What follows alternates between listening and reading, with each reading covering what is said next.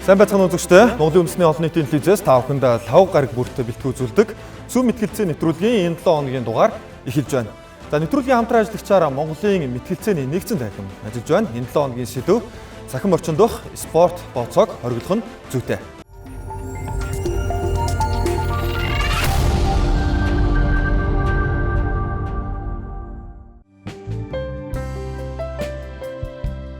Монголд спорт бооцооны цахим хуудас гар утасны аппликейшн олон нийтийн сүлжээгээр дамжин нэвтэрч залуус сонирхон тоглох болсон.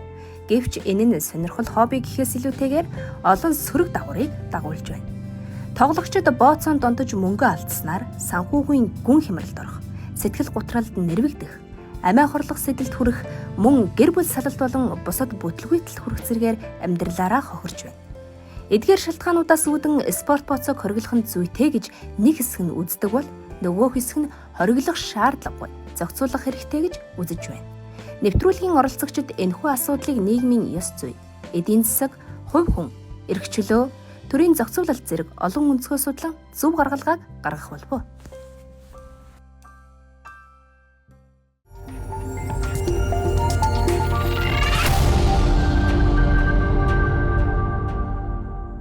За өнөөдрийн сэдвийн хүрээнд үзэгчид та бүхэнд танилцуулгыг бид хүргэлээ. За ингээд нэвтрүүлгийн 7 хоногийн дугаарын оролцогчдоо танилцуулъя. За нэгдүгээр эндэрт нэгдүгээр агийн ахлагч хөгжил телевизийн захирал Дашдоржийн мөнх төр. Хоёрдугаар эндэрт өмгөөллийн Флорислав хуулийн фирмийн гүйцэтгэх захирал Батбаярын төвшин төгс. Гуравдугаар эндэр гэр бүл судлаач сэтгэл зүйч Төмөн Үлзийн Бямб тогтох. Дөрөвдүгээр эндэр улс төр судлаач сургагч багш Бямб сүрэнгийн Пүрэв тунгалаг гэсэн мэтгэлцэгчид өнөөдрийн нэвтрүүлэгт оролцох нэ. За ингээд бид бүхэн сэдвээ бол танилцуулсан. Цахим орчинд дох спорт бооцоог хориглох нь зүйтэй юу, үгүй юу? Бидэнд ямар гаргалгаанууд байна? За мөн ямар асуудлууд байна? Энэ дээр ямар шийдлүүд байгаа талаар өнөөдөр бид мэтгэлцэнэ. За ингээд нэвтрүүлгийн эхний хэсэг үндэслэл илтгэлийг багийн ахлагчид танилцуулдаг. Багийн ахлагчдын үндэслэл илтгэлийг сонсъё. За нэгдүгээр энэ дэр таны үндэслэл илтгэлийг танилцуулах 3 минутын хугацааг явуулж эхэллээ. За та бүхэнд өнөөдрийн мэндийг хүргэе. За манай багийнхан цахим спорт бооцоог хязгаарлах зөв гэсэн сэдвийн хүрээнд оролцож байна. За бид бол энэ сэдвээр 3 аргументыг дэвшүүлж байгаа. За нэгдүгээр аргумент бол нийгмийн дэг журамыг хамгаалах гэсэн аргумент дэвшүүлж байгаа. За хоёрдугаар аргумент бол үндэсний аюулгүй байдал гэсэн аргументыг дэвшүүлж байна. За гурав дахь нь бол эрх зүйн хэм хэмжээ гэсэн ийм 3 аргументыг бид нар дэвшүүлж энэ 3-ын хүрээнд бол ярилцъя гэдэг гэж санаачилж байна. За нийгмийн дэг журамыг яагаад бид нар авч үзсэн гэхлээр энэ спорт захин мөрөөдө тоглоомд ямар хүмүүс хөвчлэн орж байгаа юм. Ямар хүмүүс энэ спорт захин мөрөөдө тоглоомд хамрагдаж байгаа юм, донтож байгаа гэдэг асуудал хэрэгтэй бид нар ярих хэрэгтэй гэж бодож байгаа. Энэ салбарт бол хамгийн их донтож байгаа хүмүүс бол нийгмийн хамгийн эмзэг бүлэг буюу залуучууд, эсвэл орлого багтаа хэсэг энэ дээр их амархан өртөж гин гэдэг энэ асуудлыг бол судалгаагаар хөвчлэн гарсан байж байгаа. За яагаад тэгж ийн гэхлээр энэ орлого багтаа энэ нийгмийн ядуурл өртсөн хэсэг бол амар хэлбэр аргаар буюу бага мөнгөөр их мөнгө олох зорилгоор энэ спорт мөрөөдө тоглоомд бол хамрагдаж байна гэдэг ингэж бол судалгаанууд ярьж байгаа. За дээрэс нь энэ амар хэлбэр аргаар мөнгө олох гэж оролцсноос шалтгаалж их хэмжээний өрөнд орох, цаашлаад амь насаа алдах, амиа хорлох, за мөнгө олохын тулд хулгай дээрэм хийх, бусдын эрүүл мэндэд халдах зэрэг гэмт хэрэгүүд сүүлийн үед Монгол улсад их хэмжээгээр бүртгүүлж байгаа гэдэг ийм судалгаанууд байна.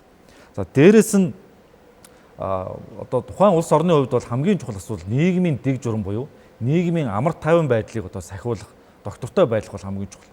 Хүн хамгийн их тайван аз жаргалтай их орондоо бол сэтгэл хангалуун байх ёстой гэж альч улс орон, альч хүн үздэг. Гэтэл тухайн улс оронд нь энэ мөрөөдө тоглоом шалтгаан цахим спорт бооцоод тэмцээнээс шалтгаалсан нийгмийн дэг журам их хэмжээгээр алдагддаг байна. За үндэсний аюулгүй байдлын хувьд бол яагаад энийг авч үзэж байгаа юм гэхлээр энэ сүүлийн 2 жилийн дотор Монгол улсаас 2 тэрбум доллар Монгол улсаас гарсан гэдэг ийм судалгаанууд зарим байгууллагуудаар гарсан байж байгаа. Энэ 2 тэрбум доллар Монгол улсаас зөвхөн мөрөөдө тоглоомд гарч ийн гэдэг бол энэ цаана дагаад асар хэмжээний татвараас зайлсхийх боломжууд явж ийн гэсэн үг. Дээрээс нь энэ гадаад валютын нөөц багасах. За Монголд төгрөгний ханш унах. За тэтгэврийн энэ насныханд энэ тэтгэврийн хүрэлцээ мөнгөний ханшлаас шалтгаалж инфляцийн одоо нөлөө үзүүлэх хэмжлэн олон саад бэрхшээлүүд энэ үндэсний аюулгүй байдалтай холбоотой байдаг. Дээрээс нь энэ одоо мөнгөний дутагдлаас шалтгаалж тухайн улс оронд нийгмийн замбраагүй байдлууд үүсдэг. Орон гэр бүлүүд сарндаг ч гэдэг юм уу. Ийм олон проблемууд үндэсний аюулгүй байдлын хүрээнд гардаг юмаа гэж үзэж байгаа. За баярлалаа. Хоёрдугаар гахлагчийн үндэслэл илтгэлийг сонсъё. За таны 3 минутын хугацааг явуулж эхэллээ. За манай багийн зорилго бол энэ цахим мөрөөдөд тоглоомыг хориглох нь, хуульчлан хориглох нь буруу гэдэг ийм өнцгөр манай баг ажиллаж байгаа. За би энэ дээр нэн төрөнд 3 аргумент гаргаж ирж тавьмаар байна. Манай баг энэ нэвтрүүлгийн туршид нэгдүгээрт энэ асуудлыг хуулиар хориглох байдлаар асуудлыг шийддэг шийдэл бол биш юм аа. Олон улсын жишээг ингэж харуулж байгаа нэгдүгээрт. Хоёрдугаарт хүний сэтгэл зүйн эрүүл мэндийн асуудлыг хориглох байдлаар хорж хянах, буруутгах, яллах байдлаар энэ асуудал бас шийдэгддэггүй гэдэг хоёр дахь аргумент. Гурав дахь нь ерөөсөө өнөөдөр манай нийгэмд хөгжил иргэншлийн арга хэлбэрээр нийгмийн асуудлуудыг шийдэх ийм хэрэгцээ байна гэсэн. Ийм 3 аргумент бид нэр тавьж байгаамаа. За нэн төрөнд донтолт тэр тусмаа онлайн мөрөөдтэй тоглоом цахим спорт бетийг хуулиар хориглоод амжилтгүй болсон зарим нэг улсуудын жишээг дурдъя. За яг хөө энэ ч бол ихэвчлэн зүүн өмнөд Азийн улсууд байгаа. За Индонез онлайн мөрөөдтэй тоглоомыг бүрэн хорьсон. За энэчнээс болж хууль бус тоглоом улам өссөн, гадаад сайт руу шилжсэн. Камбож онлайн мөрөөдтэй тоглоом 19 онд мөн бүрэн хорьсон. За газар доорх буюу тэр нөгөө партизан аргаар тоглодог ийм аргууд улам гүнзгийрсэн. Тэгээ ер нь бол энэ цахим мөрөөдтэй тоглоом онлайн спорт бетийг дагаж байдаг нэг асуудал бол энэ зөвхөн санхүүгийн асуудал биш. Өөр бусад гэмтэргийн шилжтэй асуудлууд дандаа дагалдчихэдэг.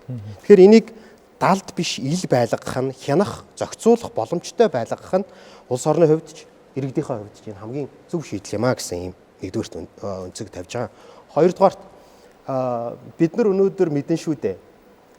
Архинаас хамаарах өвчнийг бид нар буруутгаад авчиад архины үйлдвэрүүдийг нь хаагаад эсвэл архинаас архины хамааралтай болцсон байгаа хүнийг бид нар буруутхан шүүж нэн төрөнд одоо тий ял өгдөггүй. Тэгэхээр яг энэ зарчмаар энэ бол сэтгэл зүйн гаралтай өвчин юм аа, эмгэг юм аа. Тэгэхээр энэ хүмүүс чинь тусламж хэрэгтэй байгаамаа. Засаж залруулж шинэ ойлголт, хариуцлагыг нэмэгдүүлэх, санхүүгийн болоод сэтгэл зүйн одоо мэдлэг боловсрол өгөх ийм арга замаар бид нар энэ хүмүүсийг залуу үеийг донтолтоос энэ төрлийн аюулт эрсдлээс хамгаалах боломжтой гэж үзэж байна. За баярлалаа. За ингээ багийн ахлагчид үндэслэл илтгэлийг танилцууллаа. Одоо багийн гишүүд 2 дугаар хэсэг буюу дэмжлэг илтгэлийн хэсэгт оролцуулна. За энэ хэсэгт багийн гишүүдэд 4 минутын хугацаа бий. За та бүхэн бинээсээ бас асууж хариулах нээлттэй боломжтой. Яг одоо зэрэг оролцоод явна гэсэн үг. За ингээд дэмжлэг илтгэлийн хэсэгтээ тэд үндэслэл илтгэлийг дэмжих хэлбэрээр мэтгэлцэх болно. Цагийг явуулж эхэллээ. 2 дугаар эндрээс эхлэе. За та бүхэнд өдрийн мэндийг хүргэе. Тэгэхээр ерөнхийдөө бол яг хуу цахим мөрөөдтэй тоглоомыг одоо хориглох нь зөв гэдэг агуулгатай байр суурийг илэрхийлж оролцож байгаа. Тэгэхээр манай ахлагчийн хувьд бол сая аргументыг дэвшүүлээд бас агуулгын хувьд бол танилцуулсан. Тэгэхээр хамгийн гол асуудал бол яг юу байгаа юм бэ гэхээр зэрэг хүний эрх гэдэг талаас бол яг бид бол заашгүй анхаарах хэрэгтэй. Өөрөөр хэлбэл юу гэж байгаа юм бэ гэхээр мөрөөдтэй тоглоомноос хамааралтай эсвэл энэ одоо цахим мөрөөдтэй тоглоом одоо бит тавьж байгаа энэ асуудлаас хамааралтайгаар бол маш олон залуучууд бол яг юу гэж байгаа юм бэ гэхээр хорих яд идэх, гэмт хэрэгтэн болох, за энэс үүдэлтэйгээр бол яг гэр бүл сал сарних гэдэг яг хор хөнөөл нь бол яг өнөөдрийн байдлаар бол маш их байгаад байгаа. За өөрөөр хэлбэл яг одоо яг ихэвчлэн бит тавьж байгаа одоо мөрөөдтэй тоглоом тоглож байгаа энэ одоо бит тавьж байгаа асуудлууд дээр бол яг юу гэж байгаа юм бэ гэхээр тоглогч нар нь ихэвчлэн эргэцсэн үед бол яг нэг одоо үзэл бодлого төлөвшөөгүй ийм залуучууд бол маш ихээр одоо тоглож байгаа. Одоо тоглогч нарын хувьд бол бит тавьж байгаа тоглогч нарын хувьд бол яг насны ангиллын хувьд бол яг иймэрхүү залуучууд бол их байгаа. Тэгэхээр залуучууд бол яг энэний хор хөнөөлийг нэгдүгürt их ойлгохгүй байна. Хоёрдугаарт бол яг өөрийгөө одоо ингээд татаж аваад зогсох Магадгүй өнөөдөр 5 саяар тоглодог, саяар тоглодог, 100 мянгаар тоглодог байсан бол яг урт хугацаанд бол яг яаж байгаа юм бэ гэхээр хэд ядан саяар за мөн өр шир тавьж тоглодог, өр шир тавьж одоо бит тавьдаг ийм асуудлууд бол Монголын нийгэмд бол маш их байж байгаа. Ингээд өөрийнх нь мөнгө дуусаад ойр дотных нь одоо мөнгө зээлэх боломжтой улсуудаас одоо ингээд мөнгө төгрөг зээлэх боломж нь дуусаад эхлэхээр юу болж байгаа юм бэ гэхээр одоо заллим хийж одоо мөнгө усгаж бит тавьдаг, эсвэл бол хулгай хийж одоо мөнгө төгрөг олж одоо бит тавьдаг. За ийм асуудлууд бол Монголд бол одоо хамгийн одоо нэг номерын сул асуудлууд болцсон байгаа. Тэгэхээр залуучуудыг энэ бол яг хуулиар зөвшөөрөгдсөн одоо процесс, хуулиар зөвшөөрөгдсөн ойлголт гэдэг ийм ойлголт өгөх юм бол залуучуудын энэ одоо бит тавих одоо процесс, залуучуудын энд оролцох процесс бол илүү одоо өндөр болж одоо ийм сөрөг нөхцлүүд үүснэ. Тэгэхээр заллим мэхлэх гэмт хэрэг үйлдэж байгаа, заллим мэхлэх гэмт хэрэгээ яш шийтгэл авж байгаа одоо залуучуудын одоо цөөнгүй хувь нь бол яг ямар асуудалтай одоо холбогдоод байгаа юм бэ гэхээр ерөөсөө одоо нөгөө мөнгөгүй болоо бит тавих боломжгүй болоод эхлэнгүүд бусдаас одоо худал хийж одоо заллим эхэлж мөнгө авдаг. За энэ нэргээд өөрийг нь одоо эрхийн хязгаарлуулах, ял шийтгэл хийх ийм нөхцөл бодлоод өнөөдөр Монгол улсын хэмжээнд бол 461 дугаар хорих анги болон бусад хорих ангиудад яг энэ төрлийн асуудлаас үүдэлтэйгээр энэ битнээс үүдэлтэйгээр өрөнд ороод буруу аргаар мөнгө усгоод тоглолцсон залуучууд ял идэлээд явж байгаа залуучууд цөөнгүй байгаа. За зөвхөн заллим мэхлэх гэмт хэрэг гэхгүйгээр хулгайлах, дээрэмдэх, хөрөнгө завших одоо гэмт хэрэгүүдэд холбогдож ийм байдлаар мөнгө усгаж ингээд одоо бит тавьж одоо алдаж одоо энэ цаашдаа хүндрээд бол яг өөрөө одоо эрхийг хязгаарлуулах, ялтан болгох, үнээс үүдэлтэйгээр Монгол улсад одоо гэр бүл салалт бол маш өндөр байж байгаа. Өөрөөр хэлбэл маш их одоо өөр ширэнд орцсон, одоо тоглоомноос хамааралтай болцсон, тоглохоос өөр юм хийхээ мэдгээ байцсан. За ийм нөхцөл байдал нь бол юу гэж байгаа юм бэ гэхээр гэр бүл салалтанд хүрэж байна. Эцсийн хохирогч нь хэн болж байгаа юм бэ гэхээр хүүхдүүд тохирж байгаа. Тэгэхээр маш одоо энэ битийг хуулиар зөвшөөрснөөр бол яг ямар асуудлууд үүсэж байгаа юм бэ гэхээр маш их тийм чадамжгүй, маш их тийм одоо амьдралаа өрх гэрээ, үр хүүхдээ авч явах боломжгүй ийм залуучууд бол маш их одоо төрөн гарч байгаа. Тэгэхээр энийг бид бол бодлогын хувьд, хууль зүйн хувьд бол энийг бол яг ямар нэгэн байдлаар зөвтгөж, өөгшүүлж, зөвшөөрөх бол боломж бол байхгүй байна. Өөрөөр хэлбэл энээс одоо үүдэлтэй сул тал бол их байгаа учраас бид бол өнөөдрийн одоо Монголын нөхцөлд өнөөдрийн байдлаар бол энэ зүйлийг бол одоо бид хориглохон мөн одоо хязгаарлах зүйтэй байна гэдэг иймэрхүү агуулгатай байр суурийг бид илэрхийлж байгаамаа. За хамгийн гол асуудал бол яг юу гэж байгаа юм бэ гэхээр одоо бас няцаалт хэсэг рүүгээ ороод ингээд ярихад бол яг зөвшөөрсөн улс орнуудын бас жишг ярьж байна те. Одоо Индонез гэдэг юм уу, Малайз гэдэг юм уу. За ер нь бол яг хориглоод бас болохгүй ингээд зөвшөөрсөн улс орнууд бас байна. Эндээс бас одоо санаа авах хэрэгтэй гэдэг зүйлээр бас нөгөө талын маань ахлагч ярьж байгаа шиг байна да. Тэгэхээр энэ улсуудтай манай улсуудыг одоо харьцуулж жиших боломж бол байхгүй байгаа. Өөрөөр хэлбэл эрх зүйн бүлийн хувьд, за эрх зүйн соёлын хувьд, за мөн одоо улс их орны хөгжлийн хувьд, за ийм учраас ерөөхдөө бол яг манай Монгол улс бол яг бусад одоо энэ зөвшөөрсөн орнуудтай харьцуулж одоо ерөөхдөө бол яг жишг нь бол одоо өнөөдрийн хувьд бол бас буруу байна л гэдэг иймэрхүү агуулгатай байр суурийг илэрхийлж байна. Цаг туслаа дөрөвдүгээрэн дээр. За. Тэгэхээр хуулиар хориглож байгаа байдал нь өөрөө энэ асуудлыг нийгэмд гарч ирж байгаа тулгамдж байгаа асуудлыг шийдвэрлэх цорын ганц зөв алхам ерөөсөө ч биш юмаа гэдэг талаар нэгдүгээр манай багийн ахлагч маань бол танилцуулсан байгаа. Тэгэхээр энэ асуудлынхаа ойлголтыг хэдүүлээ бас нэгтгэж олон нийт зөв мэдээлэлтэй болох нь зөв болов уу гэж бодож байна. Тэгэхээр мөрөөдөө тоглоом, спорт бооцоо, энэ захим одоо спорт бооцоо гэдэг ойлголт хизээ Монголд илүү их дэлгэрч эхэлсэн бэ гэдэг ингээд мэдээлэл хайх үед бол 2019 оноос хойш илүүтэй ихээр бүртгэгдэж эхэлсэн гэдэг ийм мэдээлэл гарч ирсэн. Энийг ингээд бодоод үзэхээр яг ковидтэй нийгэмд цар тахал гарсантай холбоотойгоор хүмүүс ийшээ анхаарал хандуулж хэлсэн байна гэдэг нэгдүгээр үнцэг гарч ирж байгаа. За хоёрдугаарт нь бол энэхүү ойлголт нь өөрөө хүн төрөлхтний настай шацуу шахуу ойлголт бөгөөд эртний грек-ромын үеэс ч гэсэн спорт бооцоо, за зарим одоо уралдаан тэмцээн дээр мөрий тавих зэргээр хэлбэрээр бас байсан гэдэг ойлголт. Дээр нь олон улсын яг энэ бэд гэдэг ойлголтыг нэршлиг гаргаж ирсэн он нь болохоор 1988 он байгаа. Тэгэхээр энэ үзэгдэл өөрөө нийгэмд угаасаа байдаг. Хуулиар хориглолоо гэд цэцгийн одоо тасдаж авж байгаатай адилханаар алга болчихдаг зүйл ерөөсөө ч биш юм гэдгийг ойлгож аваад харин бид ямар арга замаар энэ асуудалтай зөв бодлого тодорхойлж Монгол улсаа энэ эрсд гарч ирээд байгаа нийгэмд дурдж байгаа эрсдлүүдээс нь хэрхэн хамгаалах юм бэ гэдэг дээр л анхаарал хандуулах нь зүйтэй болов уу гэдэг асуудлыг дэвшүүлж байгаа. Тэгэхээр Монгол улсын гарч ирсэн тоо баримтуудын заримаас дурдах юм бол сүүлийн 3 жилд бол эрүүгийн хуулийн тусгай ангийн 1669 хэрэг бүртгэгдсэн байгаа.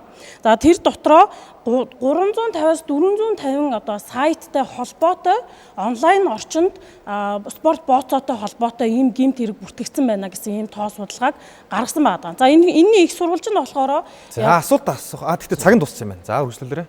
Монгол улс мөн одоо хүмүүс учруулсан мөнгөн хохирлын дүн нь болохоор бусдад учирсан хохирол нь 7.3 тэрбум төгрөгийн хохирол учирсан байна гэж байгаа. За дээр нь 1xBet буюу Монгол улсад хамгийн их түгээмэл байгаа цахим орчинд байгаа энэ спорт мөрөөдөө тоглоомын 110 гаруй агент бүртгэгдсэн байна гэж байгаа. Агент гэдэг нь тухайн спорт бооцоог зохион байгуулж байгаа нэршлиг хэлж байгаа. За энэ хүү нэршлүүдтэй бид нар бас мэдээлэлтэй байж энэний талаар зөв ойлголттой байх нь ч гэсэндээ энэ асуудлыг угийн үндснээс нь зөв ойлгож асуудлыг шийдвэрлэх гэсэн тустай гэдэг үндснээс энийг дурдж байгаа юм а. За мөн зар сурчлагын зорилгоор 1xBet Монгол руу 3.3 тэрбум долларын хөрөнгө оруулалт хийсэн байна гэдэг ийм тоо судалгаач гарсан байна. Энэ нь өөрөө юуг хэлээд байгаа юм бэ гэхээр бид нар Монгол улстай хуулиар хориглолоо гэдэг энэ асуудлыг огтхонч зохицуулж чадахгүй гэдгийг харуулсан ийм тоо баримтууд юм а. Тэгэхээр бид бол хөгжил иргэншлийн арга барил буюу иргэдээ илүү энэ мөрөөдөө тоглоом гэдэг спорт бооцоо гэдэг зүйл рүү нэг л татагдаад орчих юм бол гарч ирэхэд нэлээд хүндрэлтэй сэтгэгцийн эмгэг хэлбэрэл рүү очдог бүр зориултын нарийн одоо хуваарийн дагуу эмчилгээнд орж иж сайжирдаг ийм нарийн үзэгдэл юм шүү гэдгийг ойлгож авах нь тун чухал байгаа юм. Мөн яг энэтэй холбоотойгоор цагдаа сэргийлэх чиглэлээр мэдээлэл өгж исэн их сурвалж дээрээс бол юу гэх юм бэ? Сүүлийн үед байгууллагууд цагдаагийн газар руу хандаад манай байгууллагад энэ чиглэлийн сургалт орж өгөөч гэдэг хүсэлт маш ихээр ирдэг болсон гэж байгаа. Тэгэхээр нийгэм нь өөрөө ийм эрэлт хэрэгцээ байна гэдгийг харуулсан бэлхэн жишээ болов гэж бодож байна. За баярлалаа. Хоёр багийн гишүүд дэмжлэг илтгэлээ танилцууллаа. За одоо ингээд 3 дугаар хэсэгтээ бүгдээ шилжицгээе. Модераторын асуултын хэсэг байх болно. Энэ хэсэгт багийн ахлагчид миний тавьсан асуултанд одоо хариулнаа. За 1-р багийн ахлагч болон гишүүний одоо үндэслэл илтгэл дэмжлэг илтгэлтэй үзэгч маань бас бүгдээрээ санал нийлж байгаа болоо гэж бодож байна. Санал нийлэх зүйлс маш их байлаа. За гэхдээ энэ дунд бас нөгөө нийгмийн давхаргын талаар түрүү ярьсан дээ. За нийгмийн давхарга одоо тэр юу гэдэг цалин мөнгөний хувьд асуудалтай, доод давхаргын одоо ингээ эмзэг бүлгийнхэн ч гэдэг юм ийм хүмүүс хамрагдах магадлал нь их байна гэд хэлж байна. За тэгвэл одоо гадагшаа гарч байгаа тэр 2 тэрбум төгрөгийг 2 тэрбум одоо Америк долларыг бид бүхэн энэ давхаргаас одоо үүсэж байгаа мөнгө гэж ойлгож болох юм уу? Тэгэхээр энэ давхаргаас одоо тэр гарч байгаа тэр бооцоонд алдж байгаа тэр мөнгө нь 2 тэрбум доллар хүрнэ гэж бол бас бодохгүй байна. Тэгэхээр энэ бүр бидний төсөөлөөгүй их мөнгө эргэж байгаа юм одоо юу гэдгийг хүрээлэл одоо нэг тийм нийгмийн салбар коммуникейшнуд явж иж болох юм аа. Тэгэхээр энэ тал дээр тэний байр суурь ямар байна? Тэгээд сая 2 дугаар багийнхан бас ярьж штэ. Хориглох талаар. За сая бас хориглох юм одоо үйлдэлүүд үйл ажиллагаанууд бас явагдсан. Энэ дээр бас ямар үр дүнгууд ихнээсээ гарч ийн, ямар нөлөөллүүд байна. За тэгээд эрх зүйн одоо энэ хориглох шууд үндслэлүүд нь энэ асуудлыг бас шийдэж чадна гэж та бодож гин үү? Тэгээд энэ одоо юу гэдэг энэ гарч байгаа асуудлуудыг ер нь яг ямар нөлөө үзүүлж чадах болоо? За хариулах 3 минутын хугацаагаа цагийг нь явууллаа. За баярлалаа. Энэ одоо байгаа энэ 2 тэрбум доллар гэд бодхолоор юу ч гэдэг ингээд улсын төсвөөс ч юм уу эсвэл ингээд нэг хүнд бодхолоор эн чинь бол их том дүн байгаад байгаа. Тэгэхдээ энэ бол нэг энэ одоо спорт мөрөөдөө тоглоом, захим спорт мөрөөдөө тоглоомд оролцож байгаа хүмүүсийнхээ тоонд үржүүлээд хуваагаад үзэх юм бол харьцангуй одоо байж болохоор мөнгнүүд. Хэрв одоо цагдаагийн газрын мэдээлэл одоо захим зарим одоо их сурвалжуудыг ингээд аваад үзэхлээр зарим хүмүүс байраа зараад ишээ орцсон байгаа байхгүй. 200 саяар, 300 саяар, 500 саяар одоо энэ спорт мөрөөдөө тоглоомд ороод ингээд дүүчгүй хоцорсон хүмүүс зөндөө байгаад байна. Хэрв одоо бидний одоо санаж байгаагаар бол Монголд ч нэг юм 600 хятад иргэнийг буудалд байрлуулад тэр хятад иргэн болгондоо гар утаснууд өгөөд өчнөө 10-аар нь гар утаснууд өгөөд ингээд зэрэг одоо тэр спорт мөрөөдөө тоглоомыг одоо админаар ажилуулж тэрэнд олон хүмүүсийг оролцуулж мөнгө угааж исэн гэмт хэргийг бас бид нар санаж байна. Тэгээд энэ бол одоо ингээд асар их хэмжээнд одоо хүмүүст нь байх юм бол бага боломжийн бас мөнгө. Одоо юу ч тийм зарим хүүхдүүд бол энд чинь нэг юм 10 сая, 5 сая, саяар орж байгаа. Надтай бол одоо тохиолдчихсан хамгийн энгийн жишээ юу вэ гэхээр манай компанид ажилд орохоор анкет бүгэлсэн дээд боловсролтой залуу манай компанид ажилд орохоос өмнө 5-6 компаниар шилжээд одоо ажилд ороод нэг компанид нэг л өдөр ажилладаг. Тухайн өдөр ажиллахдаа өдөр нь одоо ажиллаад оройн тэр компаниас нэг юм хулгайлаад гараа явдаг. Ингээд хулгайлаад гараа явахд бол тухайн компаниуд бага хэмжээний одоо зардал байна гэж бодоод цагдаад өгөөд ингээд хайчдаг. Гэтэл бол тэр хүн ингээд энэ одоо хулгаагаар ингээд одоо бүр мэрэгшсэн. Тэгээд цагдаагийн байгууллага тэр хүнийг ерөн сурвалжлах явцад дахиад мөнгө одоо хэрэгтэй болоод мөнгө хэрэгтэй болсныхаа улмаас дээрэм хийгээд хүний амьд одоо хүрээд ингээд цагдаагийн байгууллага баримтлаад за чи яагаад одоо ингэж их дээрэм хийгээд ингээд байгууллагуудыг зайлиад байгаа юм бэ гэсэн чинь мөрөөдөө тоглоомд донтцсон байсан. Тэгээ бид нар нэг зүйлийг ойлгох хэрэгтэй. Энэ мөрөөдөө тоглоомд чинь одоо манай нийгмийн тухайн улс орны хувьд хамгийн одоо чухал одоо үнэт зүйл бол залуучууд хүн тий хүмүүс дотроо залуучууд маань төлөвшж амжаагүй байгаа, амьдрал нь тогтож амжаагүй байгаа, гэр бүл нь тогтож амжаагүй байгаа, орлогон тогтож амжаагүй байгаа. Гэтэл тэдгээр залуучууд одоо захим спорт буюу одоо компьютер тоглоом тоглож явах зураа энэ мөрөөдөө тоглоомын сурчлагаанд автаад түүгээр дамжуулаад аав ээжээсээ одоо мөнгө төгрөг авдаг ч юм уу те эсвэл одоо сургалтын төлбөрөөр оруулдаг ч юм уу гэх мэтчлэнгээр донтсоор байгаа зүйлдээ одоо амьдрал ахуй хамаг юмаа ингээд золиослоод эхнэр хөөгдчихгүй орох орончгүй гэх мэтчлэнгээр ингээд 2 тэрбум доллар болж байгаа. Энэ бол нэг өдөр үүссэн 2 тэрбум доллар бас биш. Энэ бол сүүлийн одоо жилүүдэд үүсэж байгаа зардал юм. Хэрэв 2 тэрбум доллар улсын төсвөөс аль нэгэн компаниэр юм уу хүнээр орж ирсэн бол улс бол тэнцэнээс аль хэзээний 20-40% татвар авчна. Тэ? 2 тэрбум доллароос одоо 500 сая доллар нь одоо Монгол улсын төсөвт одоо орцсон байх нь шүү дээ. Гэтэл гадны одоо энэ спортоор ямар ч татваргүй энэ мөнгө угаагдаж байна гэсэн үг. За баярлалаа. За нэгдүгээр ахлагч асуултанд хариуллаа. За яг хөө бид бол өнөөдөр зөвхөн нөгөө цахим ертөнцийн дэх спорт бооцоо энэ сэдвээр одоо ярьж байгаа тий. Тэгэхээр түрүүний яг нөгөө хятадын иргэд ирсэн тэр хэрэг бол гэхдээ яг спорт бэт бол биш бах тий. Яг нөгөө одоо цахим ертөнцийн одоо өөр олон тоглоомод байгаа шүү дээ. Одоо чинь хүзрийн, покерын ч гэдэг юм уу тий. Тэгэхээр бид нар бол яг зөвхөн спорт бооцооны хүрээнд ирж байгаа. Энэ хүрээнд тэгээд 2 тэрбум Америк доллар гарсан. Энэ бол одоо жилд сард за сүүлийн хэдэн жил тэгээд маш олон бас хугацаагаараа шалтгаалж өөрөөр болж байгаа гэдгийг бас үзэгчд маань бодох хэрэгтэй баг. За 3 дугаар энэ дэр 20 дугаар ахлагчаас асууя. За та бол өөрөө бас сэтгэл юм биш үү? Тэгэхээр ер нь бас энэ донтоод байгаа асуудлын талаар ярих гэж бодож байна. Би нэвтрүүлэгтэй холбоотойгоор бас ингээд судалж ирсэн чинь ерөнхийдөө донтож байгаа зүйл нь зүгээр нэг миний хамгийн зүгээр таамаглааг байсан зүйл нь ийм юм байл. Тэр нь ялтын мэдрэмж гинэ. Хожлын мэдрэмж. Тэр мөнгөнд донтоод байна гэж хүмүүс бодоод байдаг. Тоглоомонд одоо юу гэдэг спорт бооцоонд донтоод байна гэж боддог. Тэр чинь бас тоглоом гэж хэлэхэд хэцүү. Тэгээд спорт бооцоонд донтоод байна уу, мөнгөндөө донтоод байна уу гэж бодсон чинь яг бүр хамгийн магадлал одоо юу гэдэг ихтэй гэж үзээд байгаа гаргалгаа нь хожлын мэдрэмжэндээ тэр одоо нэг эндорфин ч юм уу тэр юм ялгарж байгаа одоо тэр зүйлдээ илүү донтоод байд юм байна шүү. Түүнгээр та одоо сэтгэл зүйн хувьд тухайн хүнд ямар асуудлууд үүсэж чинь тэгээд энэ сэтгэл санааны хувьд юундаа донтоод юунаасаа одоо тэр асуудал үүсээд нэгдүгээр багийнхны ярьж байгаа шин одоо тэр амиа хорлох бүр орон байраа зарах ч гэдэг юм энэ төвшөнд одоо бас ингэж хүндэрч очиод байна гэж бодож байна.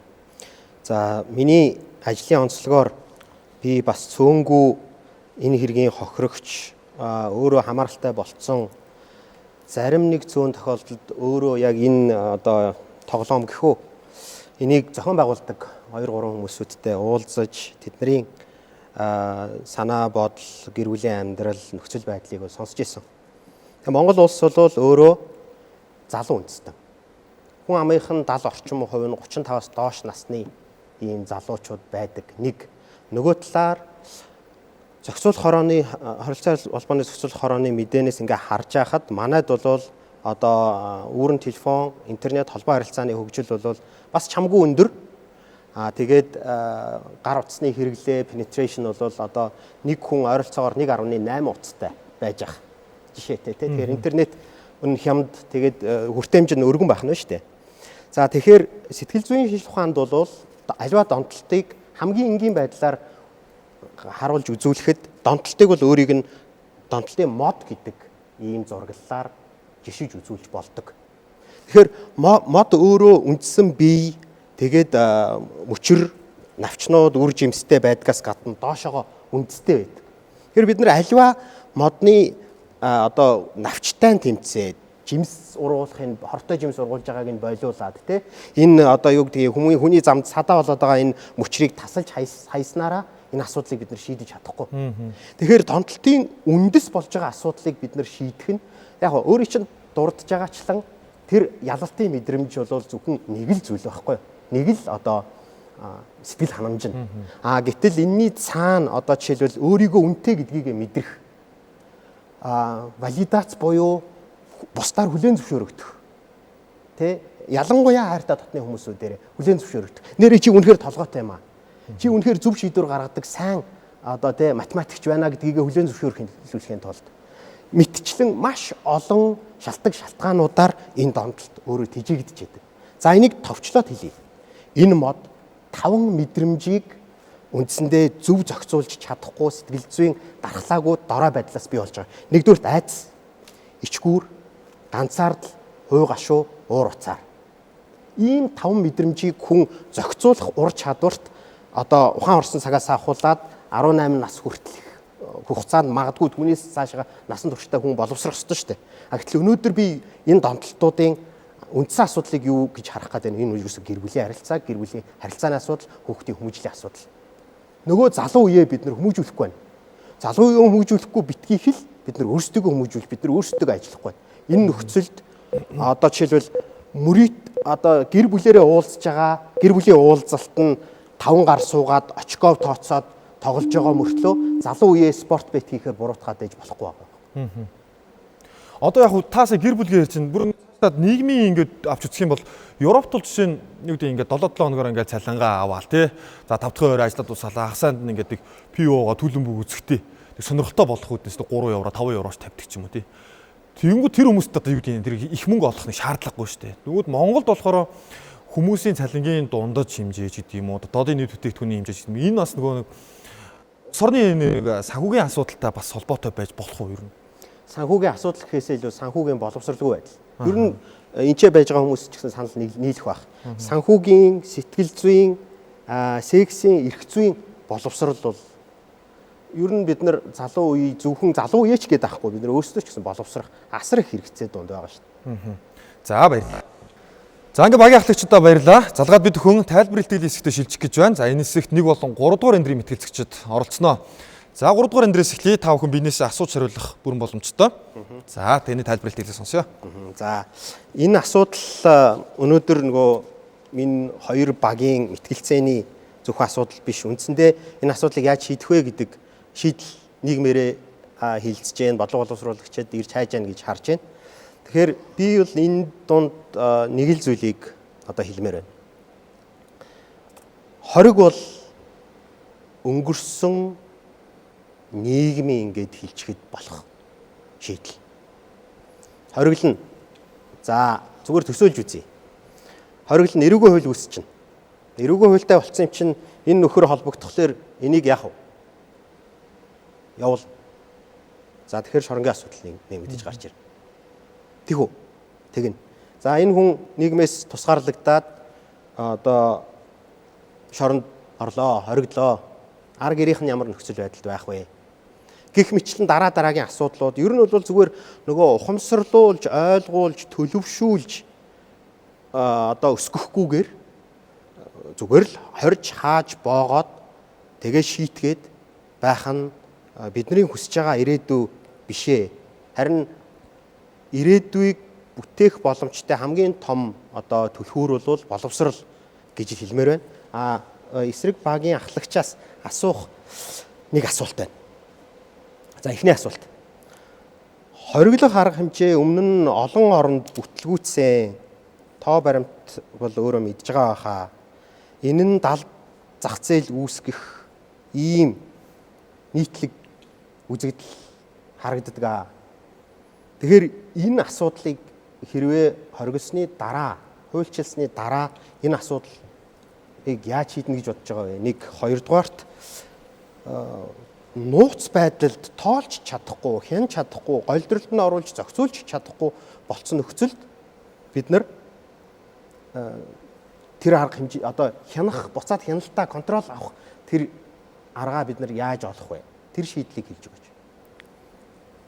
За шууд хариулах хэрэгтэй юу те. За нэгдүгээрт нь бид нар нөгөө эрх зүйн зохицуулалт хориглох гэдгийг бас өргөн утгаар авч үзэх хэрэгтэй. Нэгдүгээрт нь бол бидний бол одоо санаагаар бол түрүүчийн таны хэлсэн энэ захин мөрөөдөө тоглоом тоглож байгаа хүмүүсийн барьж хориод ингээд торгоодыг гэсэн агуулга энэ дээр бол нэг номерт байхгүй. Хамгийн гол асуудал нь энэ захин мөрөөдөө тоглоомыг зохион байгуулж байгаа хүмүүст хариуцлага тооцох нэгдүгээр асуудал. Хоёрдугаарт нь манай улсад хариалагдахгүй гадны улсаас монголчуудад одоо монголчуудыг хамруулах замаар Монголоос татваргүй нөөтгүү те нийгмийн даатгалын шимтгэл байхгүйгээр одоо валютын маань татаж гаргаж байгаа энэ процессыг харин хуулиар хориглоё гэдэг үндсэн одоо санаа энэ явагдах. За яг наад тэгэхээр- санаан дээр чи нэг юм асуучих уу? За сүүлийн үед энэ төрлийн гэмт хэрэгтэй холбоотой хэд хэдэн кейсүүд илчлэгдсэн. За энэчээ дандаа хууль сахиулагчид, цагдаагийн албаагчид байгаа нь бол нууц биш. За лайваар ч гэсэндээ нэг залуу орж ирэл бас ийм асуудал ярьж байгаа. Тэгэхээр хуульчлаад хоригдсон нөхцөлд энийг тоглуулах зохион байгуулагчид нь хууль тогтоогчид өөрсдөө болох магадлал хамгийн ихтэй. Тэгэхээр яг нь одоо жишээ нь та хэлж байгаа Индонез, Камбож мэтийн улс орнууд бол ингээд хуулиар хориглож ирсэн болцсон ингээд та түрүүнд хэлж ирсэн. Эсвэргээр Араб, Хятад, Америк, Япон, Энэтхэг, Солонгос гэх мэтлэн дэлхийн өндөр хөгжилтэй улс орнууд энийг хориглосон байдаг. Хориглоно гэдгийг бол нэг өдөр хориглохын тухай ойлголт биш. Энийг бол төрийн тодорхой зохицуулалттай байгууллага байнгын хянаж, байнга шинээр гашиж байгаа одоо процессуудыг илрүүлж, түүнийг байнга одоо апдейт хийх замаар далсан зогсоож процессыг хэлнэ. Монгол улсын хувьд ягаад энийг заавал хориглох хэрэгтэй байна гэхээр нэгдүгээрт Монгол улсын одоо 500 сая доллараар Монголд хэдэн цэцэрлэг барьж болох вэ? Хэдэн сургууль барьж болох вэ? Хэдэн зам талбай шийдэж болох вэ? Хэдэн хүний одоо дэтгэвэр нийгмийн даатгалын асуудлыг шийдэж болох вэ? Энэ бол асар хэмжээний мөнгө байхгүй. Гэтэл энэ мөнгийг манай залуучууд, манай одоо иргэд маань гадагшаа ингээд ямар ч татваргүйгээр гаргаа явуулсан байж байгаа. За хоёрдугаар асуудал нь дэлхийд бол энэ асуудлыг хориглоод явж байгаа энэ жишээнүүд зөндөө байгаа. Ер нь ямар улсууд хориглоод байгаа юм гэхээр хөгжиж байгаа, хөгжсөн мөнгөө дотроо хадгалдаг, үйлдвэрлэлтэй энэ улсууд бол энийг хориглож байгаа. Ямар улсууд энийг хориглохгүй байна гэхээр Индонез, Камбож мэтийн ийм зохион байгуулалтгүй нийгмийн дэг журам муутай, иргэний хувьсгал одоо тэмцэл ихтэй ийм улсууд бол энийг харин эсрэгээр нь задгаа тавьсан байж байгаа юм л. Тэгэхээр бид нар энэ хууль дүрний ямар үүрэгтэй гэдгийг нэгдүгээр бид бодох хэрэгтэй. Хууль бол нийтийн хэв журмыг тогтоох, иргэдийн аюулгүй байх одоо нөхцөлийг одоо бүрдүүлэх зорилготой. Тэгэхээр Монгол улсад одоо энэ цахим мөрөөдтэй спорт мөрөөдтэй тоглоомыг хориглосноор нийтээрээ хамрагдах даган орох боломжийг хязгаарлана гэсэн үг юм нэг гэсэн доо. Одоо бол энэ чинь ингээд ийм зохицуулт муутай сул байгаа учраас өсвөр насныхан залуучууд ингээд чөлөөтэй ороод байна шүү дээ. Хэрэв хуулийн зохицуулттай болчих юм бол энэ одоо чөлөөтэй ордог, чөлөөтэй сурталчилдаг, чөлөөтэй фэйсбүүкээр одоо спонсор хийж одоо нийтэд одоо түгээдэг энэ процесс нэг гэсэн доо зогсож чинь хязгаарлагдчих гэсэн үг.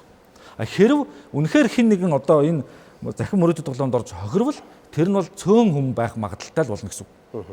Одоо бол яаж юм гэхээр ямар нэгэн одоо эрх зүйн зохицуултууд дээрээс нь одоо энэ спонсорлох, фэйсбүүкээр одоо хэл хязгаар одоо захин одоо ертөнцид хэл хязгаар байхгүй шалтгаалаад нөгөө хэн дуртай нь энэ захин мөрөөдөд тоглоомд хамрагдаад байгаа байхгүй. Хоёр дахь нэг юмыг бид нар ойлгох хэрэгтэй шийдлээ. Захин спорт мөрөөдөд тоглоом гэдэг үндсэн агуулгыг бид нар ойлгох хэрэгтэй. Бид нар суглаа яриаггүй шүү дээ.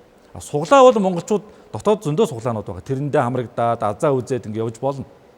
Гол нь эн чинь захим спорт буюу гадаадд төвтэй ийм захимаар одоо явагдаж байгаа гадаадд төвтэй Монгол улсаас Монголын валютыг гаргаж байгаа ийм асуудлууд нэгдүгürt яригддаг.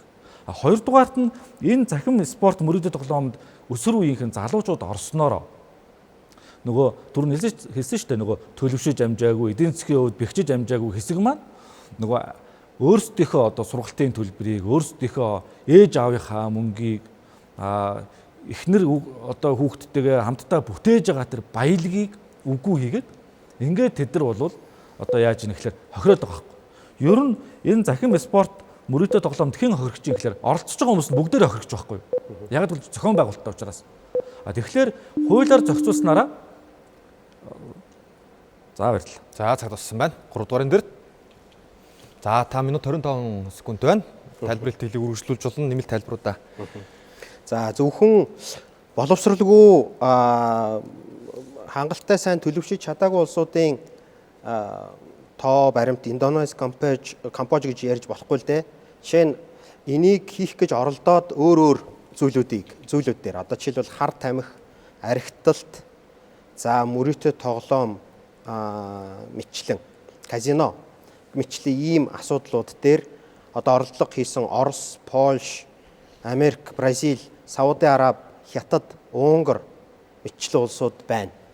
Тэгээд арга хэмжээнүүд нь дандаа энэ бүрэн хоригууд байсан. За жишээ нь VPN ашиглаад жишээлбэл бид нар эсрэг багийн ахлагч маань ингэж яриад байна. Энийг гадагшаа гараад байна гэж. Бид нар энийг зогсоож чадахгүй шүү дээ. Энэ чи жоохон хүүхэд VPN татаад л гадагшаа гарч шээ. Тэгэхээр энэ бол зүгээр бид нар өөрсдөө хуурж байгаа асуудал байхгүй юу? Болохгүй гэж би айж байна. Тэгэхээр одоо амжилттай хэрэгжсэн Их Британи, Нидерланд, Гүрж гэдэг улсууд байна. Яг энэ асуудал яг энэ онлайн мөрөөдөө тоглоом хоргийг зөв хийж чадсан. Хориг биш. Энэ одоо зохицуулгыг зөв хийж чадсан. Тэгэхээр энэ одоо ингэснээр зохицуулснаар, хорихгүйгээр зохицуулснаар насанд хүрээгүй тоглогчдын тоо буурсан. За, ил тод байдал сайжирч хууль бус тоглолт эрс буурсан. Нэг хүнээс алдаад бүх амьдралаараа хэдэн сая хэдэн тэрбумаар алддаг тэр байдал хэмжээ хязгаартай болсон. Саяны улсууд яг ямар арга хэмжээ авч зохицуулсан бол тэ? Боловсрал.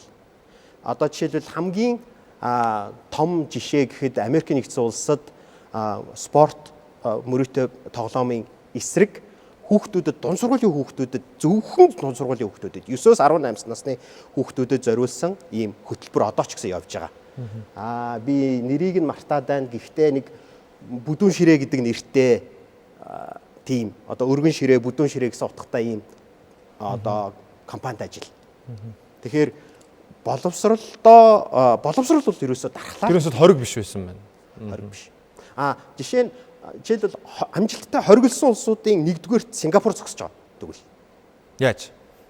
Хориглосон гэж яриад байгаа боловч бас л хориглоогүй байхгүй. Яасан гэхээр зэрэг нөхдөөд нөгөө дотооддоо хороод гадны тоглогчдыг тоглуулдаг. Филиппин мөн адилхан. Дотооддынхоо иргэдүүдийг бол зогсооцсон гадны тоглогчид хурж ирээд аялал жуулчлалын байдлаар тоглохыг зөвшөөрдөг. Тэнчэнээс тэрийг бол ерөөсөө мөнгө гэж хардаг. Тэр казино биш үү? Зөвхөн казино биш. Энийний чинь цаана одоо ингээд нэг юм төрөл зүйлийн одоо тоглоомнууд байгаа шүү дээ, тий.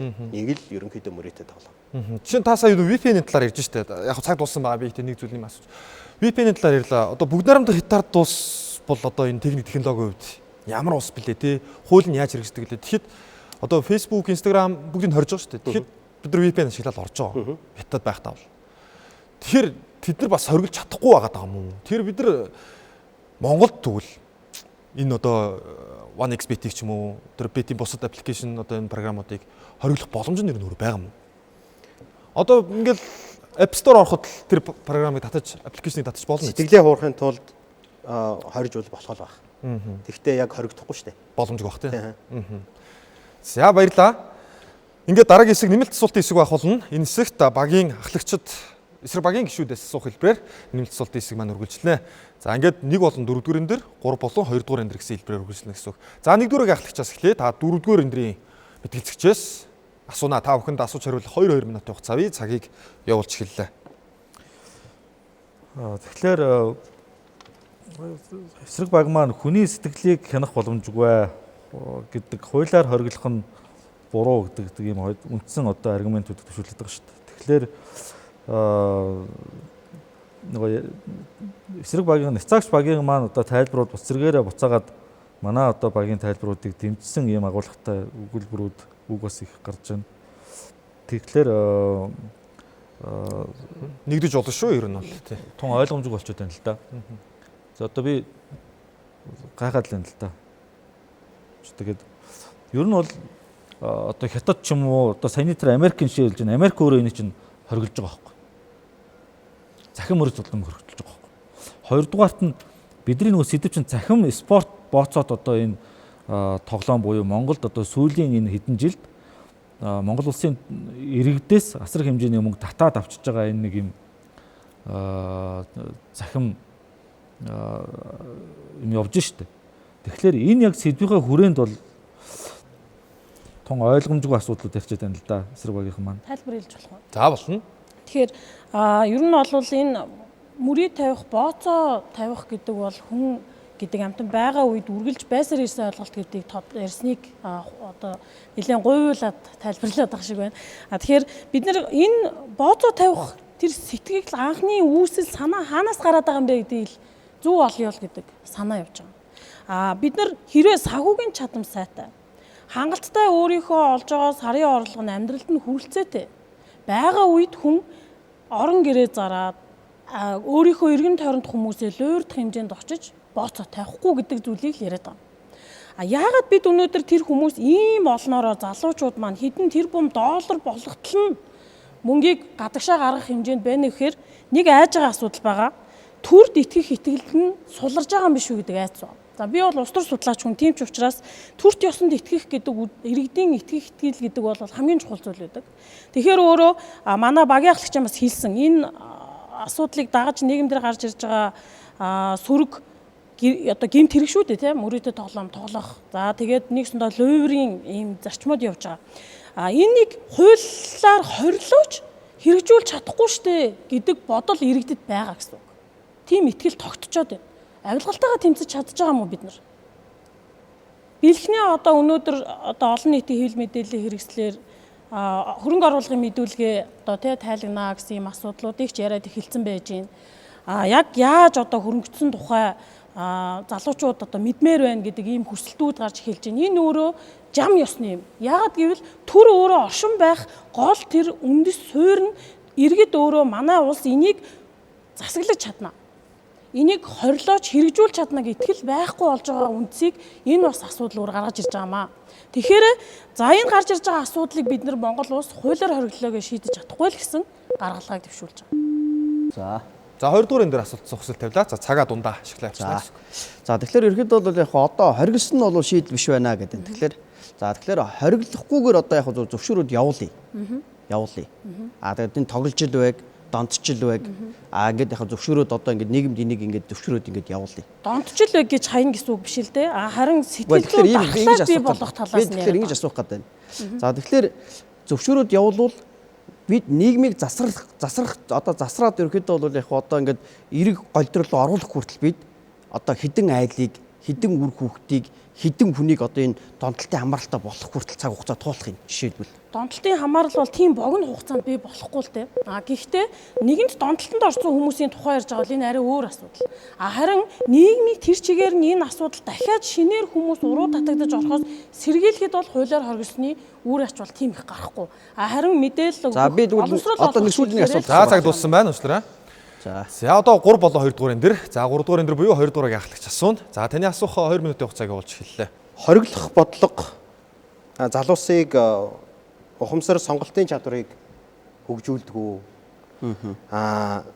Эсвэл хариуцлагаас зайлсхийх ийм одоо хандлага суулгадаг уу? Ерөн сэтгэл зүйн дархлаа яаж суулгах ёстой гэж бодож байна энэ хориглох бодлогоо нэгдүгээрт барьснараа. Яг зөв хуулиар хориглож байгаа процесс бол яг зөв хэн нэгэнд одоо сэтгэл зүйн дархлаа гэдэг юм уу, хэн нэгэн тийм зүйл одоо суулгах зорилгыг өөр агуулдаг. Бурхангүй галзуурын бом галзуурна гэж нэг үг байгаа.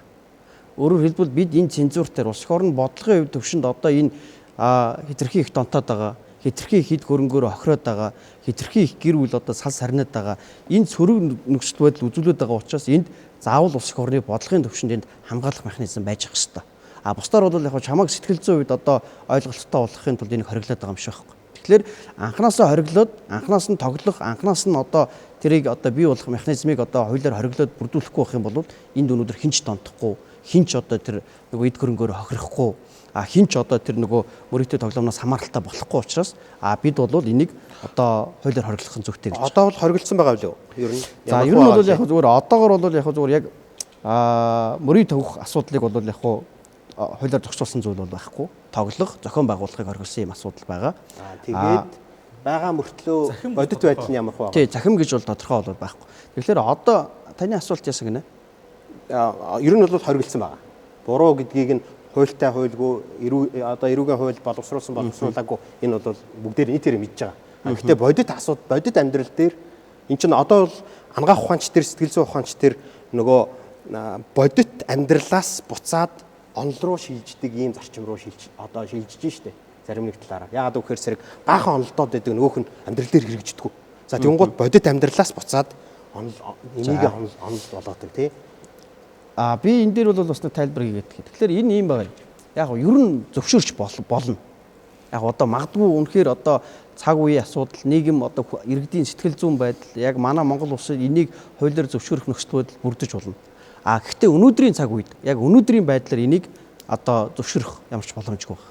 Өөрөөр хэлбэл магадгүй 10 жилийн дараа 20 жилийн дараа үнэхээр иргэдийн боловсрал гэдэг юм уу эсвэл бол одоо энэ хуулийн зохицуулалт гэдэг юм уу яг одоо нийгмийн байдал гэдэг юм уу яг тэр үед үнэхээр одоо энийг зөвшөөрөх нь зохистой юм байна гэдэг орчин бүрдүүл магадгүй тэр үед тухайн үед бол байж болох баг. Өнөөдрийн байдлаар бол энэ бол зөвшөөрөх нь бол яг зөвшөөрөхгүй байснаасаа илүү хор хөнөөл ихтэй байгаад байгаа учраас л бид нар энийг өнөөдөр одоо хориглох зүйтэй байна л гэдэг ийм агуулга ярьж байгаа. Зарим зүйлд цаг хугацаа их чухал нөлөө үзүүл фактор болж чаддаг л да. Өөрийнхөө дөрөвний нөгөө асууsanчлан. Тэгтээ жишээлбэл бид нар хорчлоо. Яг энэ хугацаанд далд хэлбэр рүүгээ шилжиж байна. Мөн үү? Тэгэхээр тэр нэгтэй далд хэлбэртэй орцсон одоо татвар төлөх шаардлагагүй болсон. Одоо өчнөө олон нөгөө нэг арга хэлбэрээ олцсон, амьдрах ийм дархлаагаа олцсон тэр тогтолцоо чинь дараа нь за болио одоо зөвшөөрчөө энийг зүгээр зохицуулга болоод ил гаргачаа гэхэд тэр өөрчлөлтийг бид нар хийж чадах болов уу? Тэгэхээр яг чадна гэж үзэж байгаа. Өөрөөр хэлбэл манай улс орон Монгол улс бол яг өөрөө одоо хүн ам хэдвүлээ. Үнэхээр тийм одоо ямар нэгэн байдлаар одоо шийдэл хайх боломжгүй болтлоо томорцсон тийм одоо улс биш шүү дээ. Би цөөхүүлэх нэ. Тийм учраас ерөөхдөө бол яг энэ дээр хууль зүйн талын ч дээр одоо хориглох талын ч дээр ерөөхдөө бол яг бүх талын одоо зохицуултыг бол хийх боломж бол бүрэн боломжтой байгаа гэж үзэж байгаа миний хувьд бол. За танд 30 секунд байгаа. Зүгээр би энд бол нэг эргэлзэж байна. Би хоёрхан point энэ дээр хэлмээр байна. За яг өнөөдрийг хүртэл энэ нөгөө бодлогын юуг нэг айхтар судалж байсангүй яг мэрэгжлийнхаа талын юмнуудыг уншиж яснаас биш. Тэгээ ингээд уншиж исэн чинь энэ нөгөө амжилтгүй болсон улс орнуудын жишээ гэдэг байгаа энэ Индонез, Камбожи улсуудад илүү эдийн засгийн хувьд хүчирхэг том гүрэн нөлөөлж энийг зогсоодг юм байлээ шүү гэдгийг нэг төрт хэлмээр байна. За баярлалаа. Ингээд багийн анхлагч чулуун гишүүд нэмэлт асуултын хэсэгт оролцлоо. Одоо бид хүн дүгнэлтийг сонсох цаг болсон байна. Ингээд 2 болон 4 дугаар энэ багийн гишүүдийнхаа дүгнэлтийг эхлээ сонсъё. За 2 дугаар эндээс эхлэе. За тэгэхээр зэрэг бол яг өнөөдрийн мэдлэгцээний явцад ус нөхцлөөдлөөс дүгнэлт хэлэхэд бол яг ер нь аливаа юм бол яг бас одоо 100% гэсэн тийм ойлголт бол байхгүй. Магадгүй одоо зөвшөөрөх нь зүйтэй гэдэг үнцэг байхыг үгүйсэхгүй. Гэхдээ өнөөдрийн хувьд бол яг хориглохын зүйтэй гэдэг нөхцөл байдал бол манай Монголын болоод одоо бидний нөхцөлд илүү тохирно гэдэг байдлаар ийм дүгнэлтийг хэлмээр байдаг. Өөрөөр хэлбэл юу гэж байгаа юм бэ гэхээр зөвшөөрөхгүй хоёр гэдгийг жинлүүрдээд үсэх юм бол бид нар зөвшөөрснөөс үүдэлтэй биднэрт одоо давуу тал одоо энэ монголчуудын иргэдийн амьдралд нөлөөлөх одоо эрэг зүйл нь бол илүү жин татчих байгаа. Өөрөөр хэлбэл тэр зөвшөөрөө тоглоулах гэхээсээ илүүтэйгээр үнэхээр одоо их орчин байхгүй байгаа учраас тэрийг бид нэр хориодч болтгоо тэр одоо гэр бүл салтанд нөлөөлж байгаа хүчин зүйлийг хязгаарлах ёстой. Донтолтын амралт болоод байгаа нөхцөл байдлыг бид бас хориглох ёстой. Байдгаа шавхаад одоо өршөөрөнд орох нөхцөл байдлыг бид хориглох ёстой. Тэгэхээр хоригсноор одоо гарах одоо тэр илүү нөхцөл байдал нь бол яг илүү өндөр байгаа учраас өнөөдрийн нөхцөл байдалд бол хориглохын зүйтэй байна. Хоёрдугаарт нь бол яг ер нь бол бас яг цагийн юм цагтаа гэж бас нэг үг байгаа. Тэгэхээр өнөөдрийн нөхцөл байдалд энэ бол цаг нь болоогүй байна гэдэг зүйлийг бас илүү хэлмээр байна. Өөрөөр хэлбэл яг бид 20-д мэдээж хэрэг 100% энийг хорж чадахгүй. Далд хэлбэрээр яг тодорхой хэмжээнд байж болно. Гэхдээ бид энийг хоригсноор бол яг нөгөө манай ахлагчийн хэлдгээр саяхан магадгүй одоо олон хохирогч одоо олон одоо энэ цөрөг нөхцөл байдал үүсгэсэн бол тэр багасна. Тийм учраас ерөөхдөө бол яг хорих шийдэл нь бол илүү зүйтэй байна гэдэг ийм зүйлийг хэлмээр байна. За 3 дугаарт нь бол яг өнөөдөр энэ хорихын зүйтэй яг зөвөр энэ асуудлаар бол яг юу гэж байгаа юм бэ гэхээр бид тавих зүйл энгийн юм шиг ойлголтыг бид нийгэмд бас тарааж болохгүй. Өөрөөр хэлбэл бид тавьж болдгийм байна. Бас одоо манай Монголд явагддгийм байна гэдэг юм уу. За энэ одоо олон нийтийн сүлжээгээр ингээд явагдаж байгаа учраас ерөөхдөө бол яг энийг энгийн юм шиг ойлгох, энгийн юм шиг ойлгуулах ийм зүйлийг бас одоо бид бол бас яг илүү ярих одоо зүйл одоо биш байна гэж үзэж байна. За тийм учраас ерөөхдөө бол яг одоо энэ шийдлийн шийдлийн хүрээнд бол бидний хувьд бол яг хорхон зүйтэй байна гэдэг ийм байр суурийг илэрхийлж байна боллоо. За баярлалаа. Өнөөдрийн нөхцөл байдлын хувьд ямар шийдэл илүү тохиромжтой байгаа талаар хэллээ. За одоо 4 дугаар эндрийн буюу 2 дугаар агийн гишүүний дүгнэлтийг сонсъё. За таны цагийг явуулж хэллээ. Тэгэхээр бид бол залуучууд яагаад энэ их мөрөдөө тоглоом спорт бооцоо руу явж ороод байна вэ? Юунаас болоод байна гэдгийг л анхаарай гэдгийг миний хувьд ер нь түрүүнээс хойш хэлээд байгаа. Тэгээд амьдралын хэв маягийг амьдарч байгаа хэм маягт нь өөрчлөлт хийх. За гол нь энэ улсад Монгол улсын иргэн болж төрөөд би өөрийнхөө хөдөлмөрлөж олж байгаа орлогоороо хангалттай сайхан амьдарч чадна гэдэг тэр баталгаа, итгэл найдварыг энэ улс их орны эдийн засгийн тогтолцоо, улс төрийн тогтолцоо, за бусад хуулийн эрх зүйн тогтолцоо нь өөрөө бий болгоод өгчих юм бол энэ залуучууд нээлттэй байсан ч тэрийг сонгож орохгүй гэсэн зүйлийг хэлээд байгаа. Хорих тусам харин сонирхол татдаг гэдэг нэг ийм үнцэг байдаг. Хорих тусам хорж байгаа зүйлийг хийж байгаа нь илүү кайфтай гэдэг сэдлийг нөгөө яриад байгаа илүү хохирогч болоод байгаа залуучууд өсвөр насныхан чинь тэрлүү илүү фокуслох үндэслэл шалтгаан болдог. Нууцаар хийвэл илүү гоё гэсэн тэр мэдрэмжийг өгдөг ийм сэтгэл зүйн сонирхолтой судалгаанууд байдаг. Гэхдээ цаг богино учраас бүгдийг нь бол дурдж амжихгүй. Тэр итгэл найдварыг асаах талаас нь улс их орон үнэхээр тэр хуулийг бий болгоод хориглоход зориулж түүнтэй холбоотой хууль эрх зүйн зохицуултууд гарна эдийн засгийн одоо мэдээж төсөв баталж таарах бах. Тэдгээр зүйлсүүдээ харин эсрэгээр нь тэр хүмүүсийг санхүүгийн боловсралтай болгох, сэтгэл зүйн дархлаатай болгох, төр улстай итгэх итгэлтэй болгоход нь эдийн засгаа улс их орны эдийн засгаа дээш нь босгоод ирэх зөв газар нь зөв хөрөнгө оруулалт хийх энэ их татвар одоо нийгэмд үүсээд байгаа бухимдлыг бууруулах зэргээр тэр мөнгөө зарцуулаач гэдэг зүйлийг л хэрэглээд байгаа. Хориглоод торгоод цагдаад хянаад тэгээд өөрчлөөд үнэхээр эрэг үр дүн үзүүлсэн ямар нийгмийн муу зуршлууд Монгол улсад өнөөдөр байгаа юм бэ? Дурдаад өгөөч гэвэл бүгдээрээ л даалт хэлбэр рүү орсон, улам гаарсан, ихсэн гэдэг үзүүлэлтүүд гараад байгаамаа.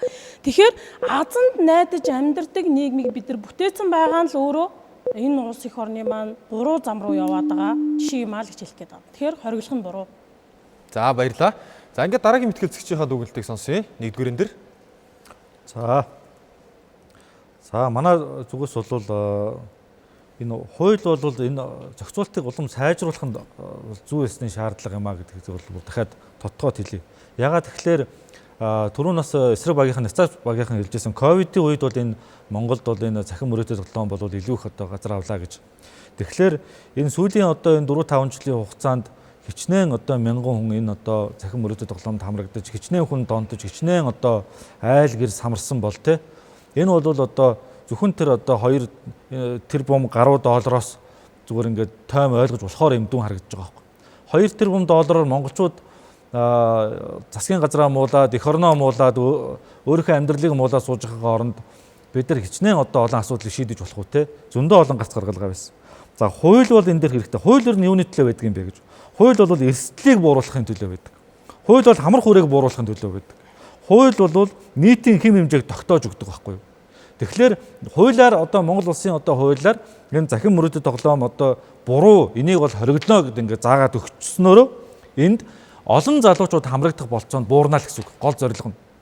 За хэн нэгэн одоо хулгайгаар ч юм уу тэр VPN ашиглаад ч юм уу яаж ижигээд одоо тоглолоо гэж бодоход тэр хүмүүс нь цөөхөн байх байхгүй юу? Тэр нь өөрөө энэ одоо нэг ч гэсэн айлын, нэг ч гэсэн иргэний амьдралд одоо тустай байхгүй юу? Тэ нэг ингээд уруу татаад ингээд тоглоом тоглуулдаг, тэ ингээ мөнгөө ингээд гарагшаа ингээд гаргацдаг энэ асуудал чинь өөрөө Монголын асуудал болчиход байгаа байхгүй. Өнөөдөр доллар 1600 1700 үрж ийн удахгүй доллар 5000 100000 болохоор байна шүү дээ. Нэг төгрөг Монгол төгрөгийн үнц нь одоо улам унаад байна шүү дээ. Гэтэл бол бид нар өөрсдийнхөө мөнгийг гадагшин 6 цэнгэлд гаргасаар байна шүү дээ. Энэ өөрөө зөв юм уу?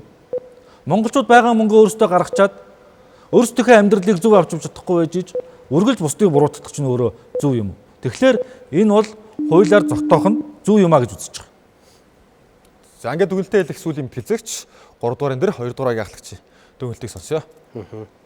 За эсрэг байр суурьтай оролцсон мэтгэлцэгчдийн санаа бодлыг хүндэтгэж байна. Айгу үнэтэй хүчтэй аргументууд гаргаж ирж тавьж байна. Баярлалаа. За би энэ ч гэрвэл судлаач сэтгэл зүйч хүний хувьд нэг 2 зүйлийг онцолж хэлмээр байна. Нэгдүгээрт үнэндээ яг спорт бет тавиад байгаа зохион байгуулад байгаа тэр асуудлууд гэхээсээ илүү өнөөдөр нийтээрээ бид нар гэр бүлийнхээ харилцаанд илүү анхаарал тавих хэрэгтэй болчихжээ. Энийг зүгээр нэг тогломоор байгаа учраас тоглоод байгаа юм биш ээ. Нөгөө түрүүний хэлсэн сэтгэл зүйн хэрэгцээнүүд цаан чинь ингээд байж ядуулаад байна шүү дээ. Тэгэхээр нэг талыг нэг хурууг нь завчсан нөгөө хуруу нь ургана. Энэ чинь ийм мангас байхгүй юу. Тэгэхээр юутай тэмцэж байгаа вэ гэдгийг мэдээсэй гэж хүсэж байна. Тэгэхээр амьд харилцаа бий болгоцсон нөхцөл бид нар нийтээрээ одоо нэг цаг зарцуулдаг, ийшээгээ илүү эрүүл гэр бүлийн боловсрол олгодог ийм хөтөлбөрийг улсынхаа хэмжээнд хийх хэрэгтэй болчихжээ. Нэг сэтгэл зүйн санхүүгийн боловсролыг багаас нь эхлүүлээд одоо хүүхдүүдтэй олгох хэрэгтэй байна. Дээрээс нь сонголт хийх чадварыг бид нар хүүхдүүдтэй үлдээх хэрэгтэй байна. Одоо өвлөж сургах хэрэгтэй байна. Улс төрийн боловсрол энэ дээр би бас дахиж давтаад нөгөө хэлчмээр байна. Юу гэдгийг нэг хүчээр асуудлыг шийдэх гэж оролддог энэ улс төрийн тогтолцоог бид нар сонгосон хэвээрээ байх юм уу? Монголчууд өөрчлөгддөггүй улс биш. За бид нар би 3 жишээ ярив. Нэгдүгээрт хог хаях. За ганцхан жишээ. Хог хаях тал дээр бид нар 20 жилийн өмнө ямар байсан? Өнөөдөр ямар байна? Тэгэхээр бид нар одоо оюун ухаан зүрх сэтгэлдээ ойлгочвол бид нар хог хаях тал дээр хэдий хогийн сав нь хангалттай биш байгаа ч гэсэндээ бид нар шал өөрөөр ханддаг болсон. Батарей хаях тал дээр те. Тэгэхээр хорьсон учраас болох биш, хэрэггүй учраас тоглохгүй гэдэг ийм ухамсартай иргэнийг ирээдүйг ийм залууг хармаар байна. Ийм залуу бүтээмээр байна. За баярлалаа. Ингээд битгэлцэгчдийнхаа дүгнэлтийг бид хүлээн аваад сонслоо. За энэ 7 хоногийн сэдэв бол цахим орчиндох спорт боцоог хориглохын зүйтэй гэсэн сэдэв байлаа.